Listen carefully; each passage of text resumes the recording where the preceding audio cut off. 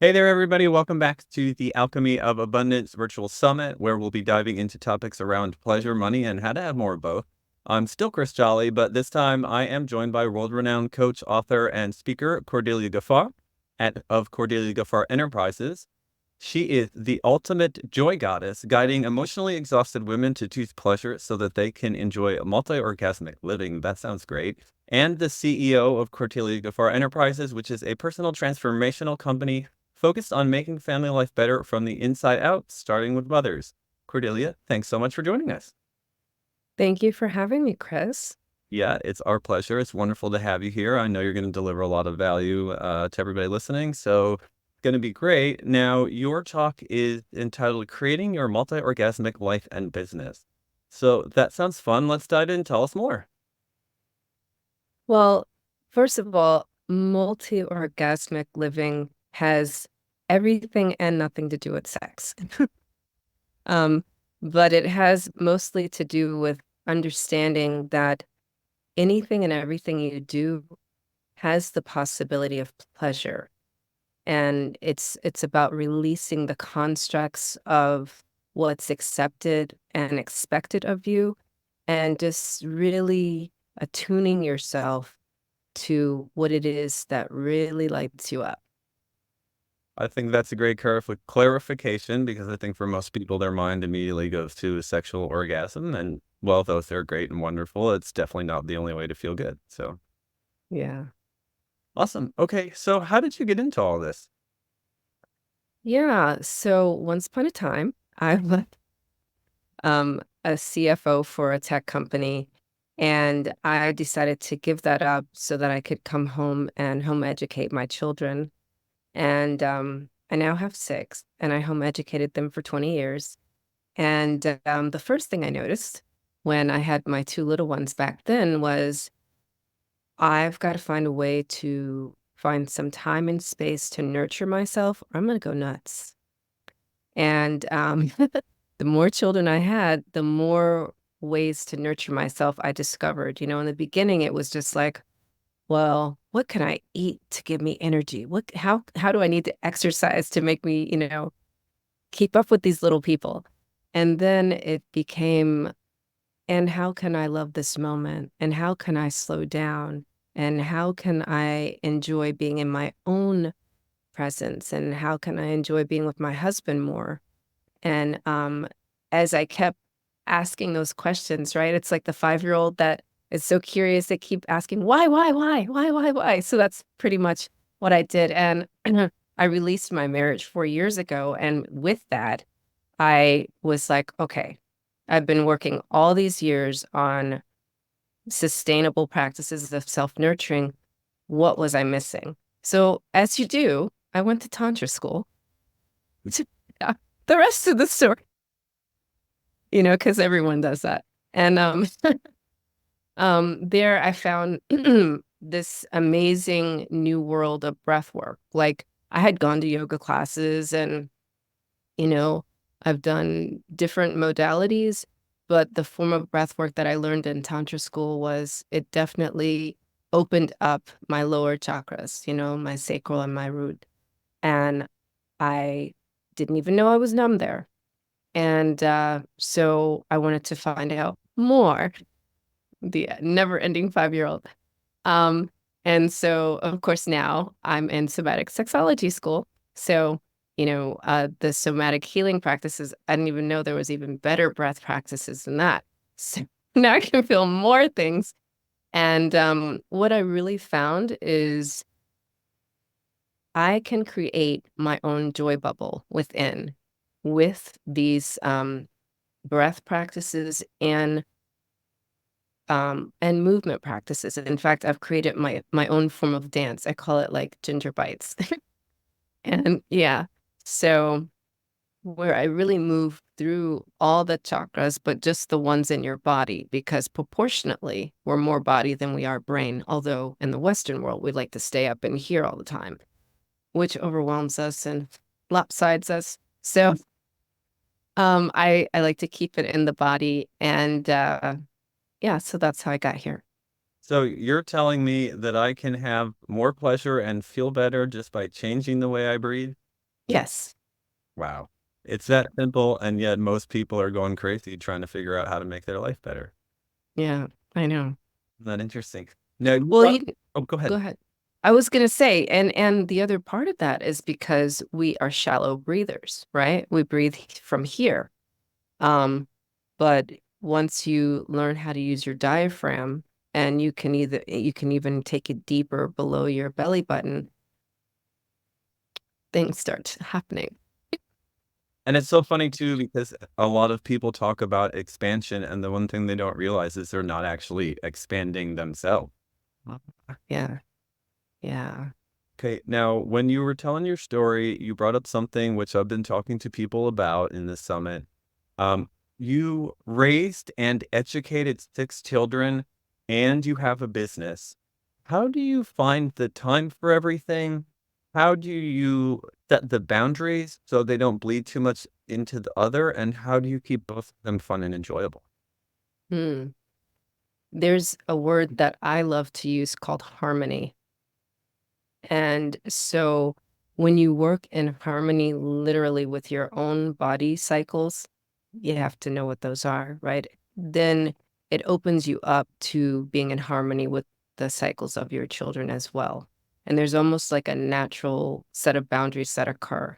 So just to give you a snapshot, what it looks like, I noticed that children below the age of 10 tend to wake up very early, right? I wake up early as well, but their early is a lot later than my early. So I can spend quality time and home educate my little kids before my older kids wake up, right? And the requirements for grades, I would say K through about 4, are no more than about 2.5 hours a day. So essentially from 7 to 9:30, we can have breakfast, go on a hike and do most subjects by 9:30 and be back in time for the older ones to just be getting out of bed, right? And so then for the middle school age kids, the typical schoolwork is about 4 to 4.5 hours, and high school is about 5 hours. So but by the time they get to that age, they've learned how to self-regulate and they have, some kind of routine. So there's less oversight on my part. So it's just a matter of, making sure again that they've had their breakfast, which is usually my snack time, right? Mid-morning for me. And then just get them set up and started. And that's usually when I start my work day, right? And so I'll begin my work day and they'll begin their work day, their school work day, and then I'll check on them. And also we have like check-in points, I would say, during the day. My older kids, they usually tell me, right? And of course now my high schoolers wake up around noon. And I think that's appropriate. Like one thing I want to kind of freeze frame here is sleep.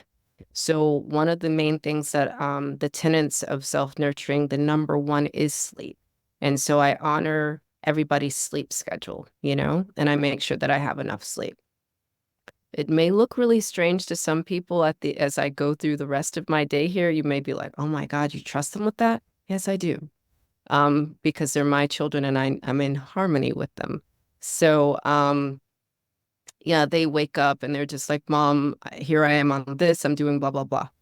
And so by the end of the day, it culminates to I need to go to bed by 9 o'clock so that I can wake up at 5 o'clock in the morning. And yes, I leave my teenagers to clean up the kitchen because I do cook every day, but I don't clean.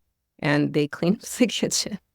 And they finish their day and we all have dinner together. That's the one meal that as a family we can have together. And yeah, so that's how I do it. Well, it sounds like you've got it all figured out, but I got to tell you, I'm a little exhausted just hearing about it. He's like super mom and business lady. So, in all of that, how do you find time for yourself to nurture yourself and to find more pleasure in your own life? Yeah, so everything I do is pleasurable because I always ask myself this question: if I'm feeling imbalanced, right? I'll ask myself, what can I do to enjoy this moment? Or what can I do to make this moment more pleasurable, right? So it may be adjusting the number of cushions I have in my chair. It may be stopping to do some stretches, or it may be dancing to my favorite song, or it may be just taking a nap, you know? So whatever that is, I always tune in and adjust. Also, remember, I said I wake up at 5 o'clock in the morning. So I have my morning routine where I do whatever it is, for that day. And if you've read my last book, Detached Love, Transforming Your Heart So You Can Transform Your Mind, you'll see in there in the restructure phase of the Replenish Me process, I talk about how to give each day a theme. So we're on Wednesday. So today is Winning Wednesday, right? So that also helps me to come back to center myself. It's like, do I feel like I'm winning? What can I do to feel like I'm winning today? So, Excellent. And now you obviously your work is part and parcel with the fact that you went to Tantra school.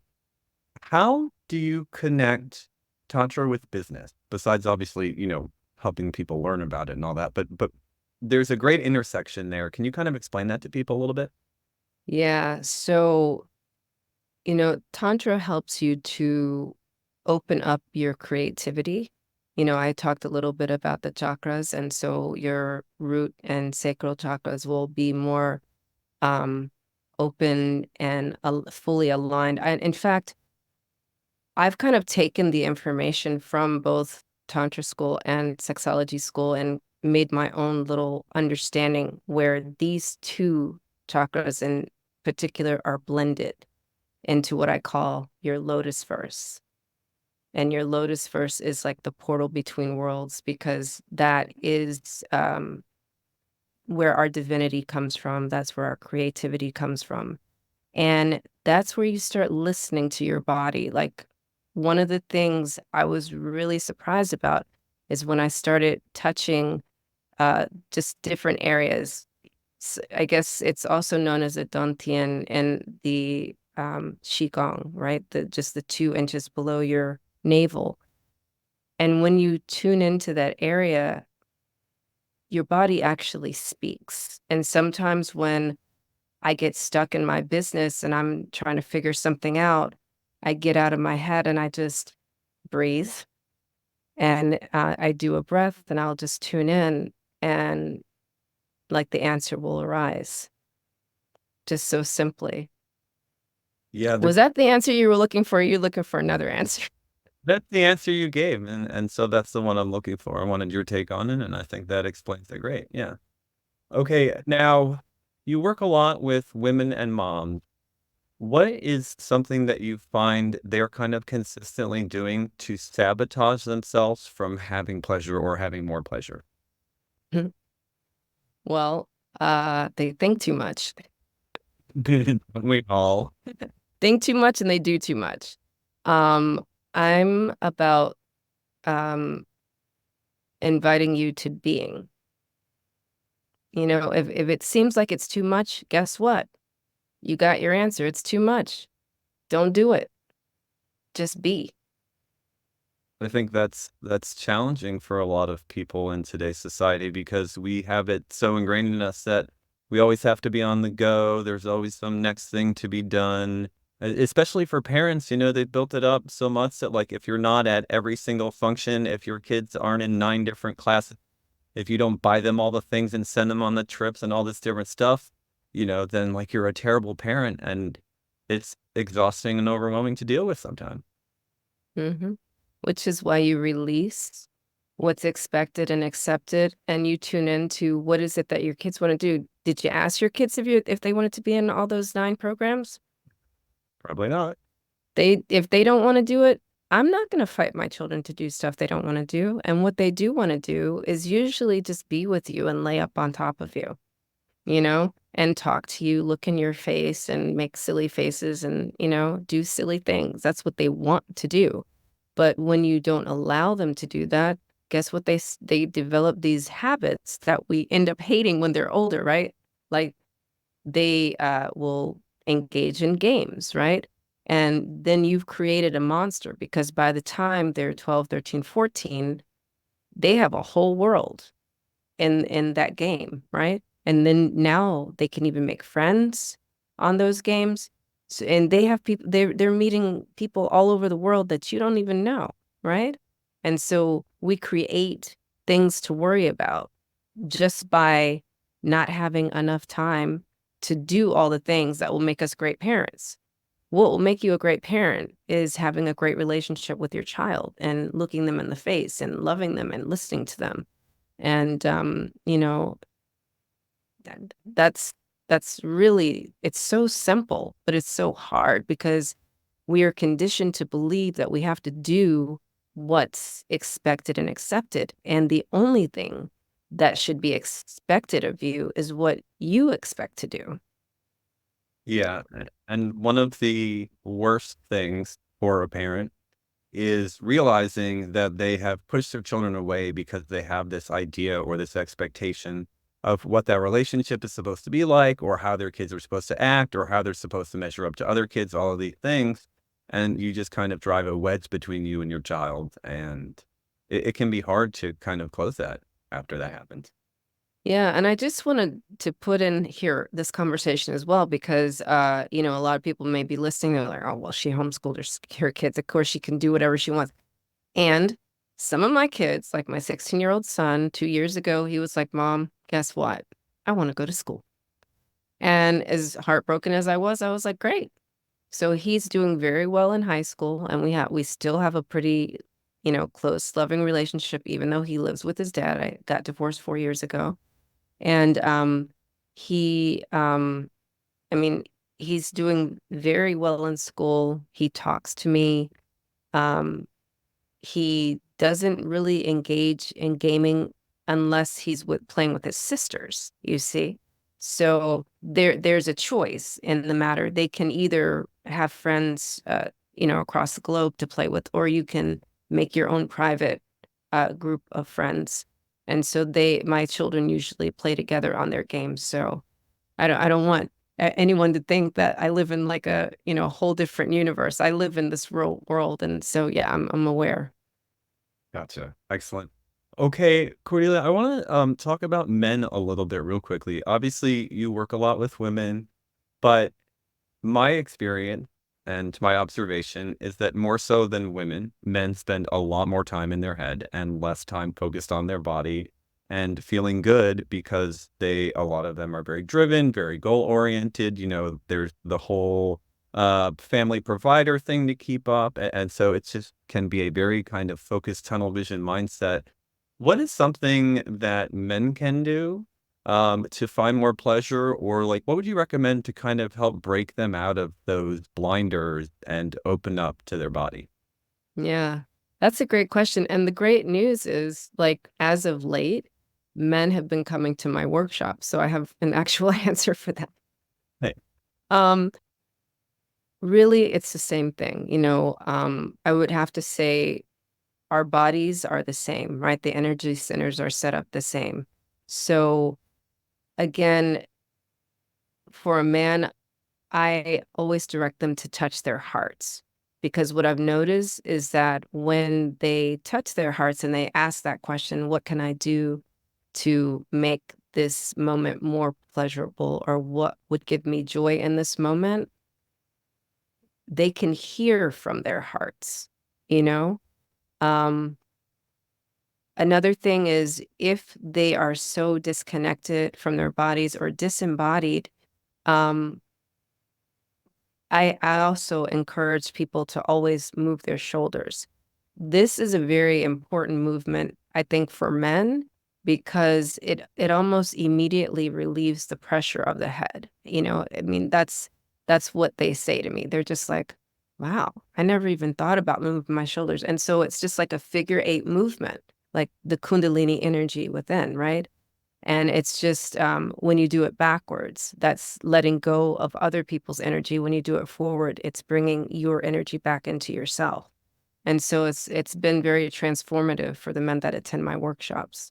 Well, it's got to be very effective because I'm not even doing it. I'm just sitting here thinking about it and watching you, and I already relaxed like 20%. That's a great tip. I will definitely use that for all the men out there. Give it a try. Okay, now for entrepreneurs specifically, when they are running into challenges in their business and they're reaching a place where they don't feel good about where they're at, or it's stopped being fun and they're overwhelmed and they're feeling burnout and it's not going the way that they want it to, what would you say to them, or what direction would you point them in to kind of, get back in touch with that pleasure and make it fun again? Well, two things. First of all, remember you're not an island, right? So there's like a whole world of entrepreneurs out there. There's this wonderful thing called an Eventbrite. Do a little search, and look for some entrepreneurs in your local area to hang out with. And that'll give you a new perspective. Um, and secondly, I know it sounds super cliche because we've been told this all throughout the pandemic, but really do go out into nature. And I'm not suggesting that you go to nature trails. Nature is outside everywhere, right? Go and sit under a tree and do something that I call tree breathing, right? So you just lean up against the tree, you let your lungs be on the tree. And again, same question. I sound like a broken record. Ask for the wisdom from the tree, right? Instead of asking, what can I do to make this moment more pleasurable? It's like, how do you find pleasure in this world, right? And nature talks back too. Yeah, for sure. And that's so interesting. Trees especially because in many ways they are so diametrically opposed to the way that they are. I mean, we spend all our life going from place to place, running around trying to get things done, and the tree just stands there. It doesn't move. It just soaks in the sunshine and the rain and takes the nutrients out of the soil. And for the most part, seems very content to never go anywhere and just watch the world pass it by. Yeah. Or is it? The Yeah. roots are very deep, you know what I mean? And we exhale what they require and they exhale what we require. And so life isn't passing them by. Life is passing us by when we don't tune into the trees. Hmm. Very good point. Like that. Okay, Cordelia. Um, or I guess what I want to ask is, why do you think that people have almost this like taboo against pleasure?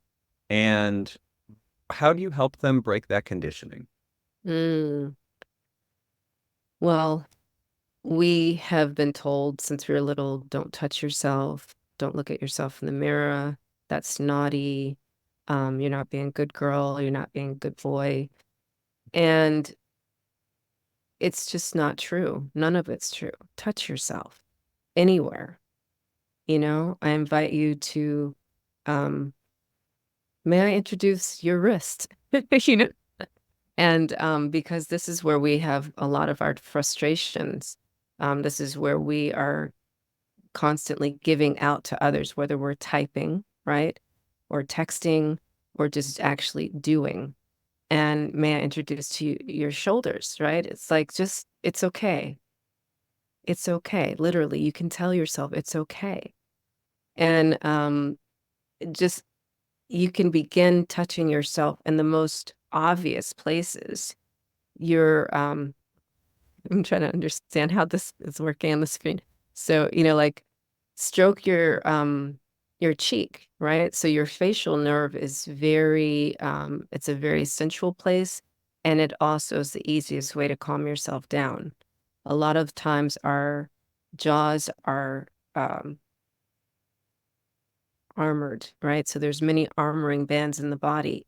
And just by caressing your facial nerve right here, it can release. And by extension, that also, when your jaws are open, your hips open, right? And I encourage pivoting your hips, like tilting your hip forward and backward, whether you're sitting or standing. And the sensation that it really encourages, it opens up something that you may not be familiar with. There, it is the base of the Kundalini energy, and as I said before, it's the portal between worlds. So that little pelvic tilt is just like, oh, I'm feeling like you can even feel your blood flowing again, right? And you may not recognize it because it hadn't been flowing, or or you've been so numb. And these are very simple pleasures. And also, here's something that we do a lot that we really don't pay attention to besides breathing. It's eating. So when you eat, turn off everything. Just if you have to begin, put a timer on for 5 minutes, and your exercise is to experiment with eating one thing for 5 minutes. Like, take the time to bring it to your mouth. Well, don't bring it to your mouth yet. Look at it, right? Notice, um, let's say, I hope you're not a vegetarian or a vegan, but let's say you're eating like a piece of lamb. And so you look and you see how juicy it is, and you allow yourself to smell the aroma, and then allow yourself to guess what it might taste like first. Then slowly open your mouth, but let it touch your lips while you're opening your mouth, and then put it on your tongue and find because there's 7 different taste bud centers, right? So look for the one for the lamb, and then take a small bite, like pull it out of your mouth, take a small bite, and then chew it. And, chew it as maybe 25, 30, 35 times, and just let it mix in with your saliva, around your mouth, and really luxuriate in the flavors, you know? And then do that with every single bite. Now, you may run out of time, so you may have to set it again. But if you eat your food like this, then this is, again, remember I said before, like, your jaw is related to your hip. So just imagine if you can experience food like that, imagine what other sensations your genitals can experience when you're with your lover, or even with yourself. Yeah, it's amazing how all it really takes is slowing down a little bit, a little more mindfulness, and you begin to discover that there's a lot more inherent pleasure in things that you really weren't realizing. Yeah. And it's also interesting because I actually am vegan. And as you were saying that, I'm thinking about it and listening to you describe it. And it's so interesting how something can be so pleasurable to one person and such a big turnoff to another. But that's also why it's important to find out what you find pleasurable and what your things are, because if you don't even know what you like, you're going to have a hard time doing more of it and feeling good, right? Yeah. Yeah. And life is an experiment, find what you like and find what you love, and attune yourself to enjoying what you love more often. Yeah, and you seem like you do a great job of that. Can you tell everybody out there about a time in your business when you were like flying high, feeling maximal pleasure, and what that was like? Hmm. Let's see. Uh, yes. So a couple of years ago, I did my first retreat on the big island of Hawaii, and it felt amazing. I had just gone to Hawaii for the first time, believe it or not, like 4 months before, and I was like, this is the best thing ever. I want to bring a small group of women here to experience what I just experienced. And being so focused on wanting the same pleasure for a small group of women that I experienced for myself was what drove me, right? Different kind of giving, right? It's like a go-giver instead of like a giver, right? And so I when I was having those conversations with the women, it wasn't trying to sell them on things. It was like, so I'm listening to what you're saying and what you feel like you're missing.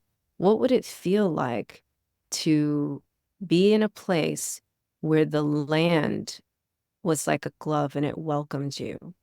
And when the water touched you, it was as if you were reborn. And everything you smelled, you heard, and you tasted was nourishing you and deeply nurturing you. And they were like, oh my God, let me sign up. Right. That sounds amazing. Because it was like I wasn't even selling. And it was so easy, like boom, boom, boom. 5 women signed up. We went. And, when we went to the volcano, right? So the reason why I chose Hawaii is because the different elements. So we experienced fire, water, earth, air. And when we went to the volcano, just like my own experience, so much stuff came up because the fire element is associated with your root chakra, right? Which is what we don't pay attention to ever. And there was so much resistance, and I watched their turmoil, and then I just welcomed and invited them back to themselves, and doing that dance with them, literally and figuratively, right? That was a real high for me, actually. So, yeah. Thank you for that question. Absolutely. Okay, now, Cordelia, before I let you go, you've got a free gift for everyone. The link will be right below this video here so they can go to that. It's called the Soul Release Meditation. Can you explain to everybody a little bit what they're getting there? Yes. Oh my gosh. So I told you I was previously married, right? And one thing that I've noticed is I didn't release the energy of my husband, right? So one day I just told myself, I want to reclaim all of my love for me, right? You love someone for 20 years, it's they're pieces of them with you. And so this soul release meditation will allow you to release the energy of previous lovers and reclaim that energy and love for you. And so I take you through your body, right? And you touch different parts and you give, the caresses and the kisses that that person gave you back to them, and you create caresses and kisses for yourself. And so you do this all through your body from head to toe. And then there's some more mantras and declarations, and it's a 37-minute process. So you'll very much enjoy that. Love it. So everybody go ahead and download that. And that's it for this one. Cordelia, thank you so much for coming on. I appreciate your time today. Thank you for having me on the Alchemy of Abundance. There you go. And everybody else, thank you for joining us on the Alchemy of Abundance Virtual Summit. We will see you on the next talk.